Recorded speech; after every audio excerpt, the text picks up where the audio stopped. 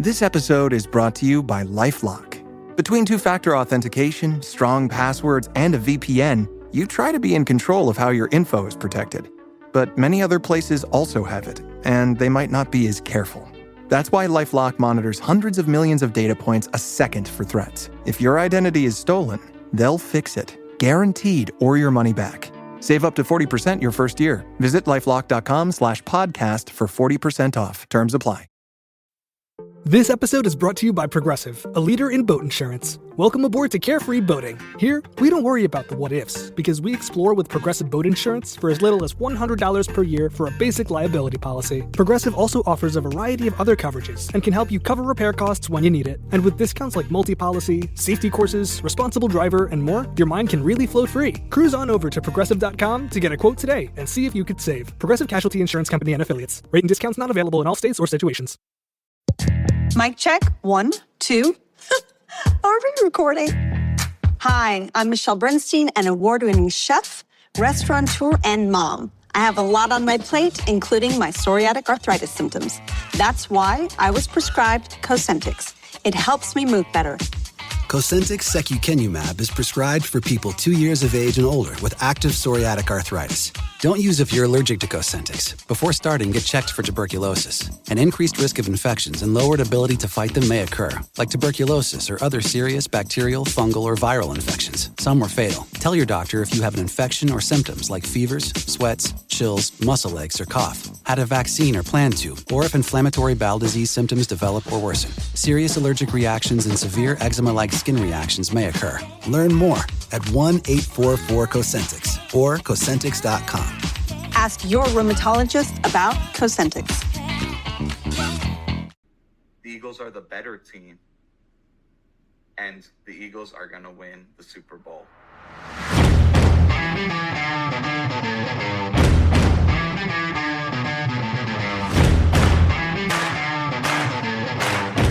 Welcome back to another episode of The Edge. I'm Eagles Eric, and today I'm joined with an esteemed guest, Amrit Vignesh. It is episode 8. If you watched last episode, it also said it was episode 8, but that was erroneous. It was actually episode 7. So I just wanted to give you some context there. But Amrit is a analytics guru, and he actually is well versed in a variety of sports.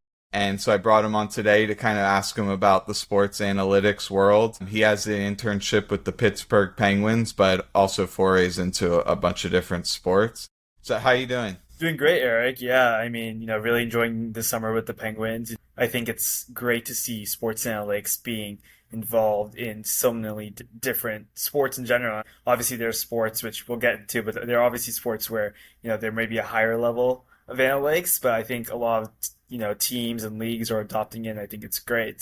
Yeah, it's been amazing so far. Yeah. So I'm kind of someone who just jumps straight in to the hard-hitting questions. So my first question is, baseball had its Moneyball revolution 2 decades ago. And by all accounts, football, which is kind of the sport I specialize in, it's still catching up. So you kind of having an idea of the sports analytics landscape, where would you place the NFL on that adoption timeline? And what barriers do you see that are still in the way to kind of reach where we are in baseball? Whether it's the culture that exists within football coaching staffs, access to data, technology, etc. Yeah, I think it's a really interesting question. Obviously, I think a lot of people, when they think of analytics, they think of Moneyball, they think of baseball, and it's been seen like, baseball is where most of the jobs in analytics are, and, you see data, through broadcasts and everything. Almost, it seems like everything in baseball is almost run on data,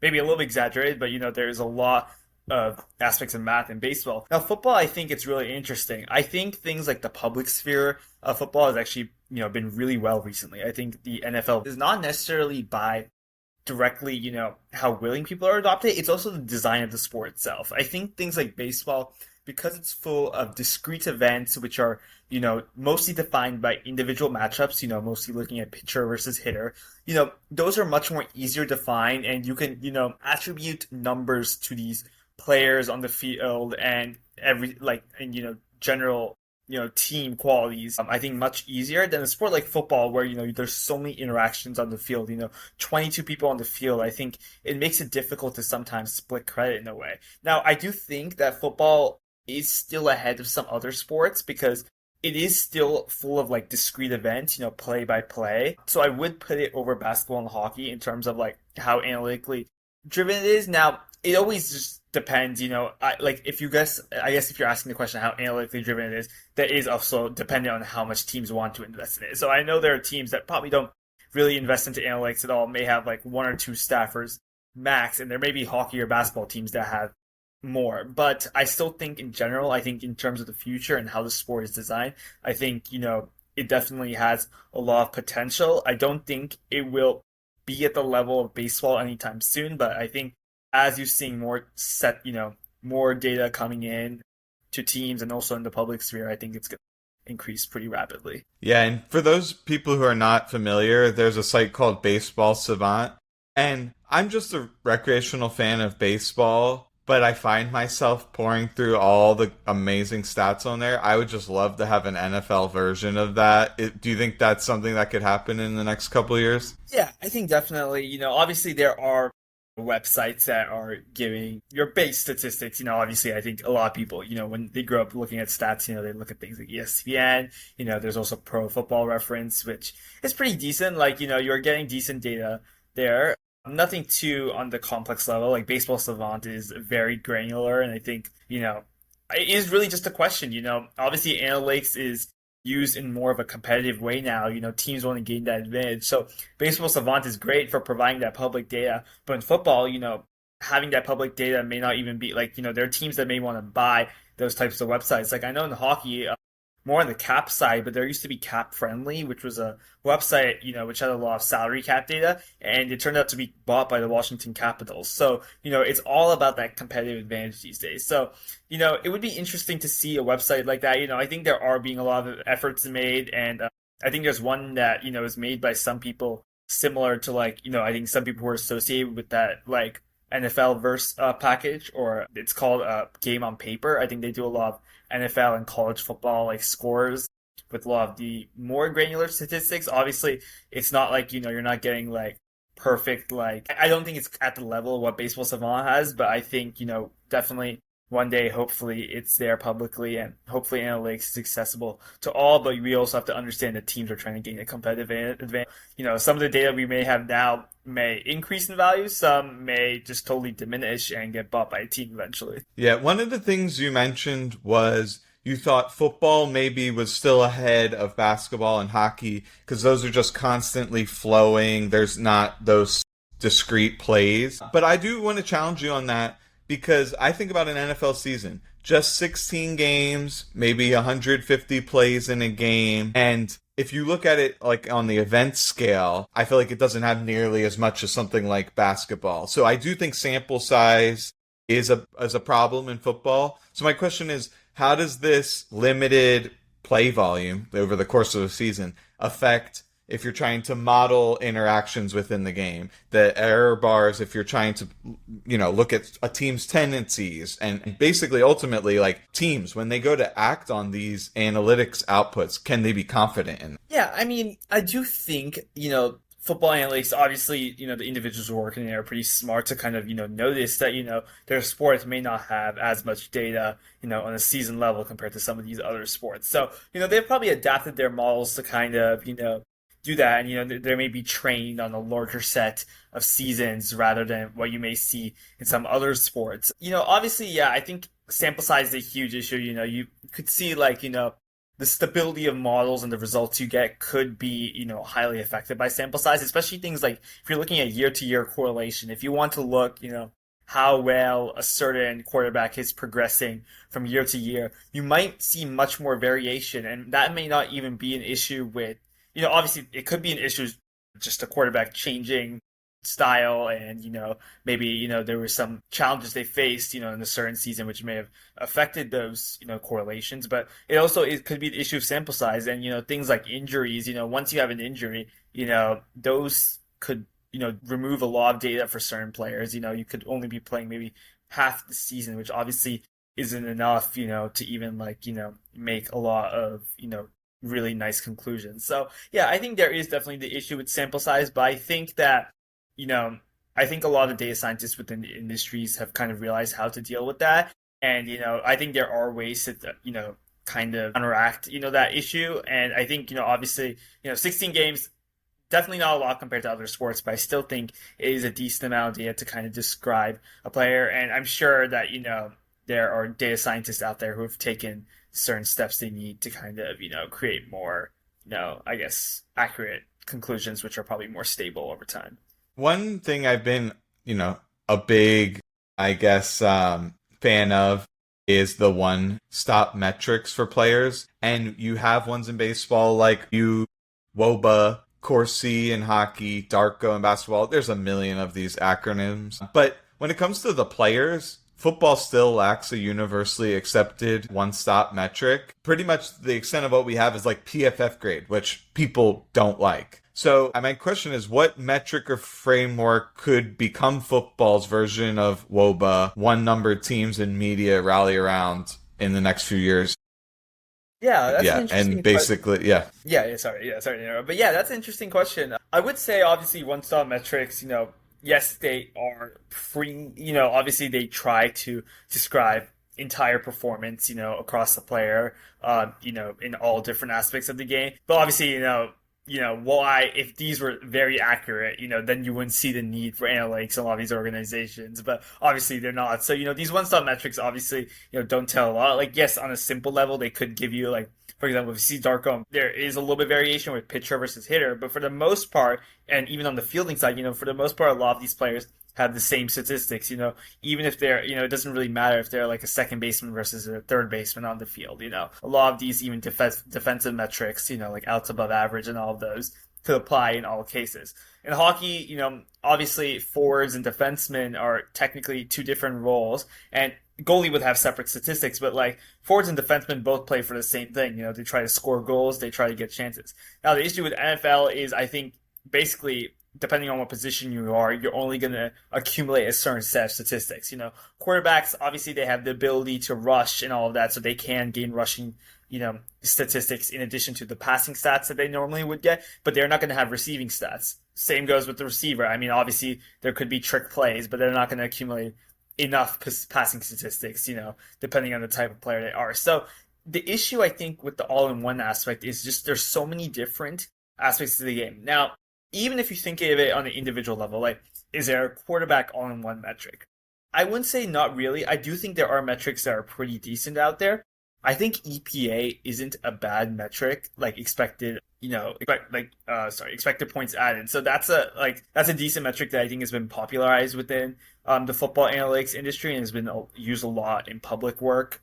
When you see like leaderboards and stuff, especially when they're adjusted for things like strength or schedule, it's a very it's a pretty decent statistic. But at the same time, EPA is a team statistic. It basically defines how much a team is adding to maybe the expected points the amount of points they're actually going to score in that drive. Essentially, it kind of takes each individual play, assigns an expected points of it, based on how much they can progress the field, maybe how much time they have, the down they're on, and tries to attribute that individually. So, obviously the quarterback has been kind of defined to be the leader of the team of some sorts. They're the ones, basically, they're the ones receiving the ball first, and, it's their kind of call, along with the coach, for what a lot of the plays actually end up being. But obviously you can't really directly attribute a team statistic to a player statistic. So I don't think it is bad if people use it in terms of player leaderboards. I don't think that's something that should be frowned upon. But at the same time, you're not going to get a perfect statistic. And I think it's really I think that's something that would be really interesting in the football analytics, industry, is to see how you can divide credit for plays. And I think that would be revolutionary if that occurs. But do you think that's possible? I guess that kind of leads me into my next question. Like, there's this player tracking data, which is cool because they provide that in the Big Data Bowl, which is they put chips in the players' pads and also in the football, and it spits out GPS coordinate data. And then now there's video, so you can use computer vision. And then there's just qualitative, like scouting notes and stuff like that. Do you think there's any promise in kind of like fusing all of those data sources together and have some kind of unified model that ingests those different types of information and gives you some kind of intelligible output? And if not, like, what's the main obstacle there? Yeah, I think it's interesting. I think tracking data is obviously making a lot of things, in terms of not really easier, because it is very hard to work with tracking data, especially, obviously having more granular data can give you, I think, better insights, obviously, because it's basically tracking data is basically what you're watching. When you're watching a sport, and you think of how players are, using the eye test essentially, you're basically watching how players move, and that essentially is basically what tracking data does. It gives the positions of the player, the position of the ball, and that essentially is what the eye test is. Obviously, tracking data hasn't captured all of that yet, but hopefully to us, one day, it'll get pretty close to that. But I do think in terms of the assigning credit problem, I think it's very interesting. I don't necessarily think these interactions can be modeled very easily. Like, obviously, I think there are things like, for example, if you're looking at a long pass and you notice that the receiver makes a really, like, it's an overthrow, it's a huge overthrow by the quarterback, but the receiver makes, a really nice catch. With tracking data, as long as, it's accurate to an extent, you should be able to kind of grab that, and that could be something where you can attribute most of the credit to the receiver rather than the passer, hopefully. Now, I think, though, there is a lot of interactions that makes it very complex. I think, with a lot of the advanced, deep learning, AI technology that is coming out, I think you are getting closer to getting some sort of results on that, but I think the whole aspect of reducing basically a team level play to individual credit is never going to be exact, and there's a lot of factors that we just can't quantify. What goes through the thought process of the quarterback, what goes through the thought process of the receiver, how about the offensive line, how they're taking the play. And obviously coaching is a huge aspect of the NFL compared to other sports. I think I think a lot That's of right. A lot of these plays are obviously drawn up by basically what the coach thinks, and obviously they should be attributed credit for. And I think obviously I think when you talk about how great a coach is, I think a lot of people would think about that in terms of like that discourse is more common in NFL compared to other sports for sure. Football in general, I guess, on the NFL and college level, that is definitely more common the other sports, but that's something you can't really quantify. They're not going to release information on how really a coach thinks. Like, obviously that's going to stay pretty privatized to the team, and obviously whatever goes on in his mind is never going to be released unless he says it out loud. So there's a lot of aspects that are just not going to be quantifiable. So I think you can get to a decent, like, tracking data, it definitely accelerates you to get to that solving individual credit problem, and I'm sure there's been research done on that using tracking data, but at the same time you're not going to ever get that perfect per se.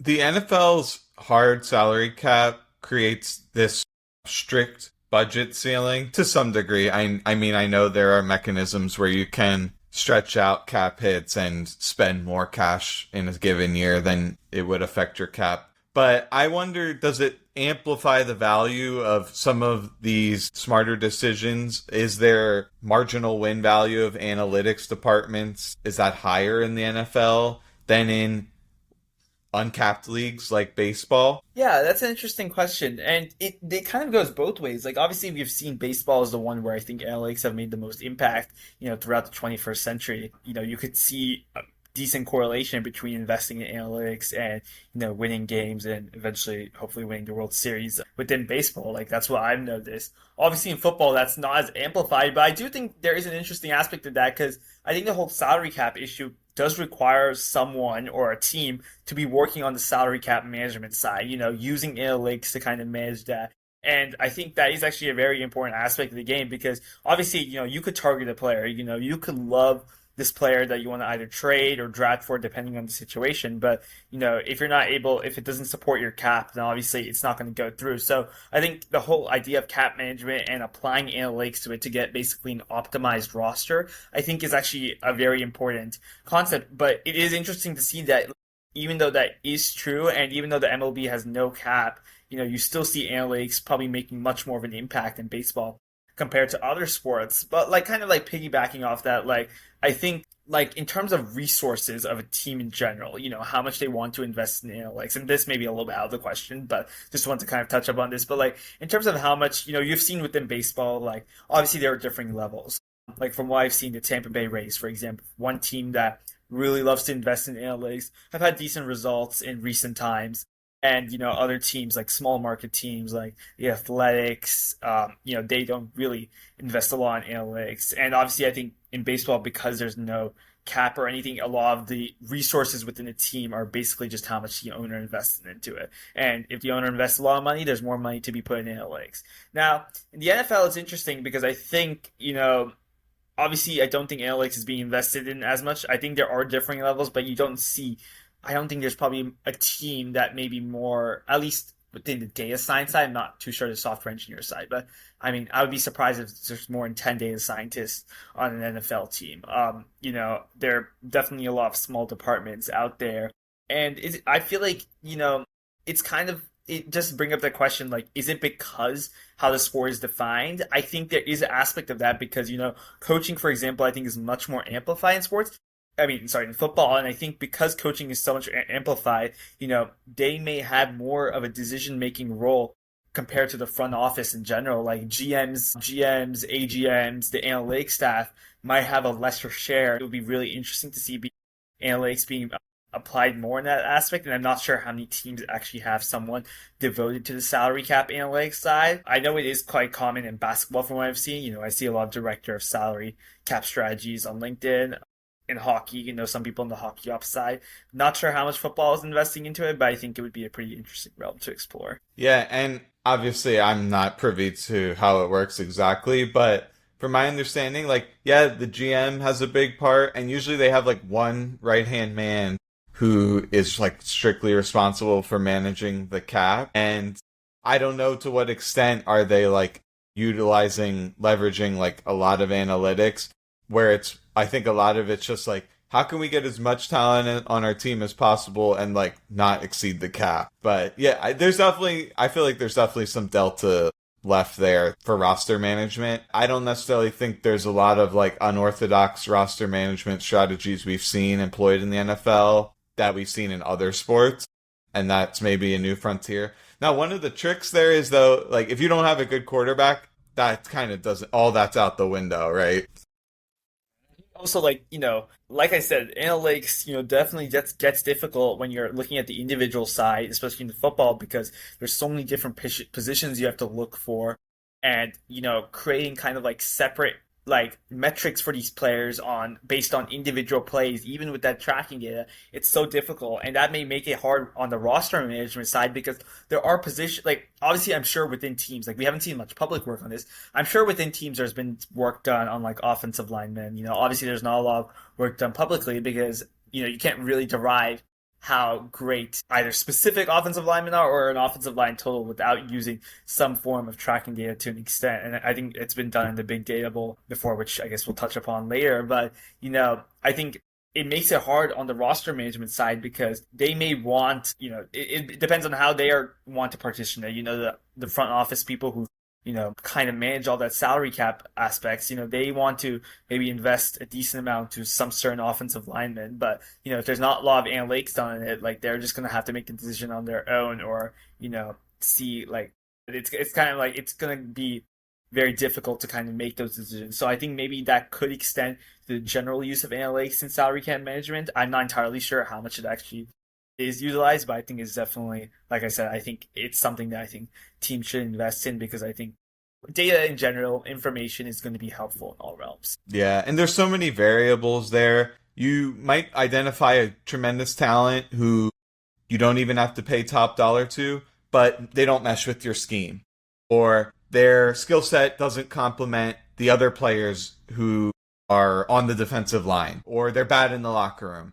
There's just so many variables that you have to count for that it becomes really difficult if you're just siloing in on some kind of machine learning model. You need a lot of that qualitative information too. So for me personally, I'm very bullish on this idea of how can we take some of the like domain expertise stuff and fuse it with some of the deep learning models, and we get it's basically like a human in the loop type style modeling, and see if we can get better insights out of that, as opposed to like relying on each of them individually and then just in our brains trying to weight how much we value each aspect of it. For sure, yeah. I think the aspect of interactions in the game especially is so important. Football is such a team-based game. I mean, sports in general, obviously, a lot of them are team-based. There are differing levels, like I said, and I think that does affect how much analytics has been invested into the sport so far. So, football, such a team aspect, and that's where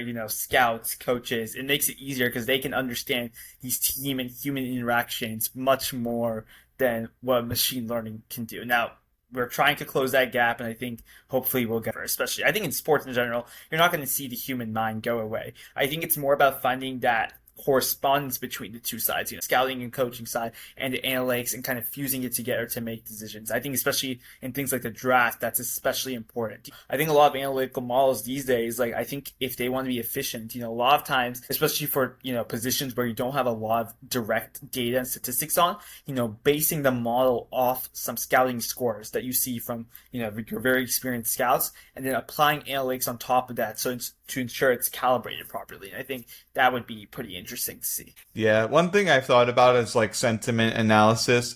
So they'll write, 3 pages up on some college prospect, and they'll deliver it to the decision makers, and they have to determine like how positive are they about this player, and to what extent is the skill sets that they like in this player matter in terms of their overall impact. But all of that can be quantified. You could turn that into, okay, these are the most important aspects of a edge rusher, and here is how that person described the person's strengths and weaknesses, and you turn that into something quantitative. Do you think that has a pathway in the future? Yeah, I actually do think there are already companies kind of doing that. Like, I think there are external consultants and people working on projects like that where they're trying to make a large language model basically based off scouting opinions. They ask scouts to feed in their opinions, and they make AIs and LLMs that are basically, based off this. And I think that's a great idea. I don't think it's necessarily going to replace scouts, like I said. And I think this is a concept of, the whole like debate about whether AI is going to replace humans in general. Like, I don't think it will. Like, you're always going to need the human mind to do it. And I think all of us hope that it will actually replace that, because, we all want to be working in some sort, especially, within the analytics industry. Like, we won't want to see a lot of that happen. We want to be there, contributing to the team. But, like I said, yeah, I think, that's going to be helpful. And I think it will definitely reduce some of the load that maybe some of these scouts or coaches need, or it will maybe be like used in correspondence with their opinions, just as like kind of like a confirmation factor. Because I think technology helps us, like in general, like, if you think about it, there may be a task that in a very general sense, there may be a task that someone wants to do. And maybe, maybe like, I don't know, 50 years ago, that may have been very difficult to do. Now, with technology, you still may have to do that task, but technology accelerates you to kind of, finish it more efficiently. I think it's the same thing here, where maybe scouts and coaches have to, write up all these opinions and everything, and, present it to, the front office, and, talk to it in like multiple meetings per day. Or, these scouts could just, be giving their opinions, and basically they won't have to devote much time, because all their summaries could be converted into some, maybe quantitative value, or to like an LLM that would, make it easier for the front office to just enter questions like, how well do you think this player is at this aspect of the game, and then base it off a correspondence between the scouting and, any traditional analytics. Yeah, I can't tell you how many times I've seen someone do the most unbelievable breakdown, clearly defining all of a player's strengths and weaknesses at the most granular level. And then they'll come out and they'll say, I think he's a 3rd rounder. And I'm like, wait, what? The skills that you said mattered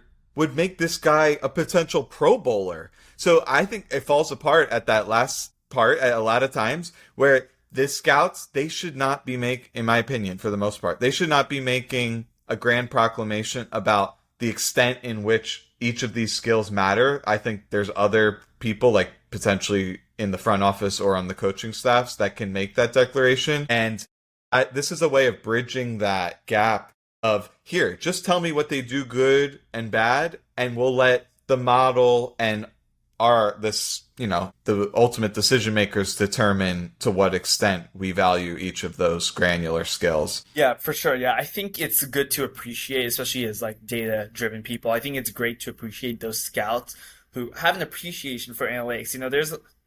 I'm not sure how much it is in football compared to other sports. I'm sure it's maybe still lingering in baseball, and we saw this if you watch the Moneyball movie, you could see this. But, there's traditional scouts out there who just don't a lot about data and numbers, and they're like, you have no knowledge of the game. Because yeah, it's true, a lot of the analytics people scouts probably have gaps in, everyday aspects of work or just everyday aspects of life. I think that's really what technology has done, and I think a lot of people are not realizing it yet, but I think without realizing, they're kind of facing the new realm of technology, and they are implicitly knowing that this is basically changing their lives.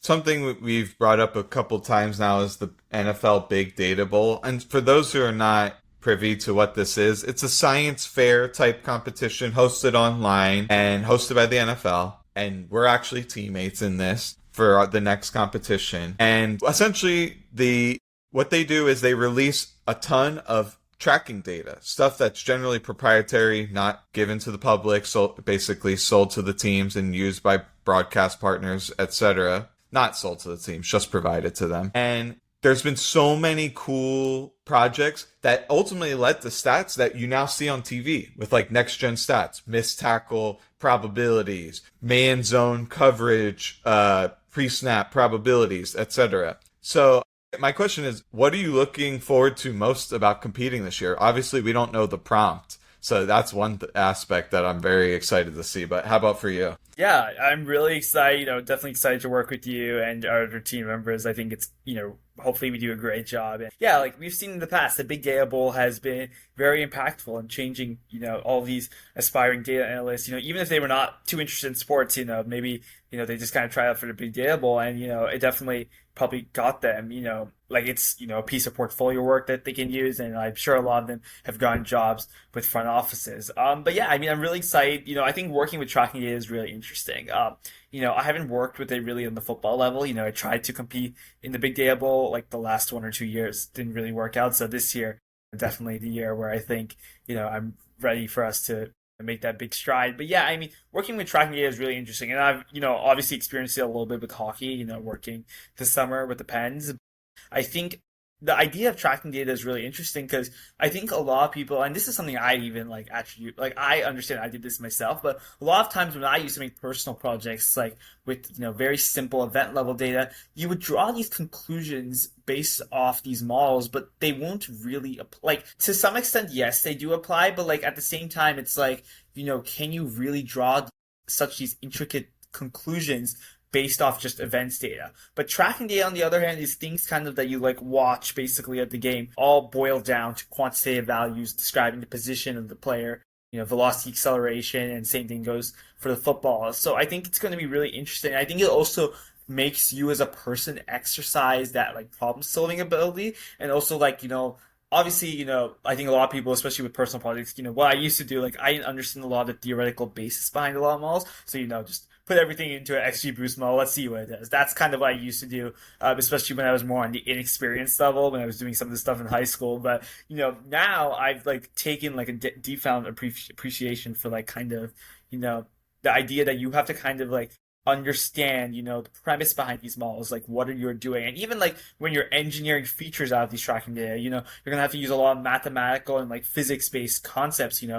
especially with tracking data, we're trying to see maybe how players move, how can you really do, that's something that's basically that people work on, on a research PhD level in math and physics. And I think it really makes you a better researcher in general. And I think that's what really teams are looking for. They want people who have, a combined, they have good domain knowledge, they have great statistical knowledge, understanding how models work, and they have great problem solving ability. And I think that's why it's such a great competition, and I'm really excited to work on it this year. Yeah, I am too. One of the pet projects I have is understanding edge rusher rush paths. So the difference between someone who tries to go around the corner versus someone who collapses the pocket and essentially pushes the guy straight in line back with the quarterback. Can we kind of tease out which one is more effective? And what I ended up having to look at is like understanding of like fluid dynamics. And there was a project where people look at water going through like rocks and charcoal filters, and the math behind that actually extrapolated pretty well to like the pass rusher path stuff.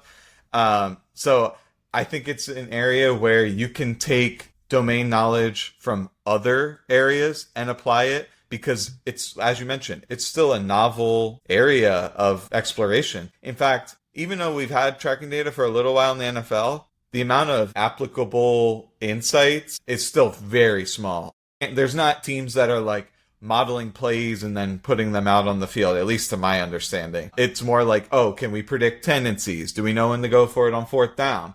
So the exciting part for me is it's still in its infancy, and we might actually uncover something groundbreaking in the next few months, and that might actually have an impact on the real NFL. And that prospect is just very exciting for me. Yeah, for sure. I think the sports analytics industry still definitely needs young stages until, like obviously you said, there's some sports like baseball which have been doing it for a little while, but I think especially it makes it interesting in the sports which have been like kind of less explored so far, is that you're kind of like a change maker within the sport. These projects that have been within the big data bowl, I'm sure that teams have applied it to some sense, probably not straight off copying of them, but tweaking it, taking those ideas. And you could see probably in front offices, they're probably reading up public research all the time, on like other forms of, how analytics has been applied in sports, especially when you're looking at tracking data and looking at those movement aspects, looking at kinematics, fluid dynamics.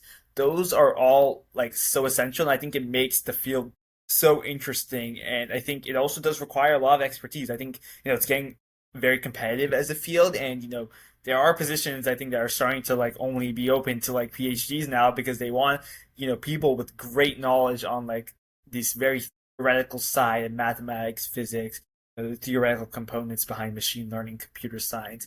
And I think, but it does make it interesting. It's almost like you're doing research. It's basically like another form of research. And I think I'm really excited to work on this type of data, and hopefully, we can make it pretty far. Yeah, absolutely. I'm looking forward to it. And, I will say this. I think a lot of people are using AI in their daily lives and they're not talking about it. I think there's a little bit of shame or some guilt about it. But I'll say this. It has its limitations. It makes mistakes. All of that's true. But one thing it's really been able to do for me is accelerate my learning. So I will basically prompt it in a way that it'll present information in a way that's most digestible for my learning style, whether that's visual or exemplary, styles of teaching. And I've been able to kind of dip my toe in areas that I would normally be like, okay, that's way too dense for me. I don't know, differential calculus, etc., or deep learning, blah, blah, blah. I'm just not even going to bother because I know I'd have to sink so much time. But now I can like at least have some conceptual understandings of a lot of these topics. And hopefully I can kind of fuse that all together and just be better at problem solving in general. Then hopefully you team up with specialists who have all the technical or mathematical expertise. And I think that we've assembled a really nice team in that sense. So I'm just excited for what we're going to do. Yeah, for sure. Yeah. And I think, like you said, I think AI, obviously its use could be debated, a lot, but I think to an extent, it definitely accelerates a lot of things. I think within sports analytics, especially, if you're in the industry, you want to learn, you're really passionate about the field. So I don't think, there are people there basically fully relying on AI essentially to like do anything, do any projects or anything. I think a lot of people are using it out there just to kind of learn and accelerate their workflow. And I think that's really how I think AI should be kind of incorporated in daily lives, in the workplace or outside the workplace. I think, if no one's really using AI to a full extent, you're doing these projects because, and you want to learn, like I've even done, like on all the experiences I've had, I've realized that I'm just learning more. Like obviously it is, a struggle to get these opportunities in the first place in a lot of sense. It's a very competitive industry, but through them, it's not like you have to be an expert. You learn a lot of new things. So like having AI there just to kind of accelerate your workflow is good, but I don't think it should be obviously relied on fully. And I think the learning process is, I think, the most important part of it. Yeah. All right. Well, I appreciate you coming on, and I'm super stoked for the big data bowl, and we'll definitely keep our audience cued into what we're working on and what happens once we submit our project. But until next time, that's been an episode of The Edge.